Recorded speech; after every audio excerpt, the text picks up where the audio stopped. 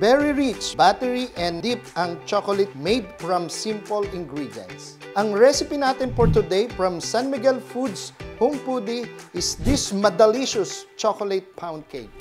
Ngayon, sa Madalicious and Every Meal ay gagawa tayo ng madali plus delicious na recipe. I'm Chef Rene Ruz. Itong timeless classic recipe na to ay siguradong magugustuhan nyo. Ang star natin for today, ang ating Princess Cake Flour from San Miguel Mills. Ang complete ingredients natin for today, eto na, i-screenshot nyo na. Ngayon ay i-preheat na natin ang ating oven sa 175 degrees centigrade or 350 degrees Fahrenheit. Grease na natin yung ating baking pan with butter. Tapos, lalagyan na natin siya ng baking paper.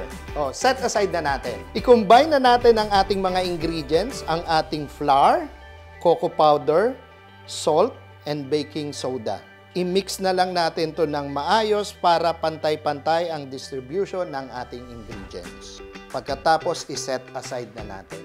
In another bowl, pagsamasamahin natin ang ating ingredients. Kalahati ng ating dark chocolate, instant coffee, boiling water, vanilla. Pagkatapos, haluin lang muna natin to. Ngayon, isusunod na natin ang ating butter, cooking oil, brown sugar, and eggs. Haluin lang natin to hanggang sa maging pino ang ating mixture. Pagkatapos, ilalagay na natin ang ating naunang dry ingredients. Hahaluin natin, plus idadagdag na natin ang ating tsokolate. Ito, ready na yung ating mixture. Ibuhos na natin sa ating baking pan. Then, bake for 45 minutes. So ito, may tip ako sa inyo. Pwede nyo nang i-bake ahead of time. Tapos, ilagay nyo lang sa freezer. Sigurado good for 1 month.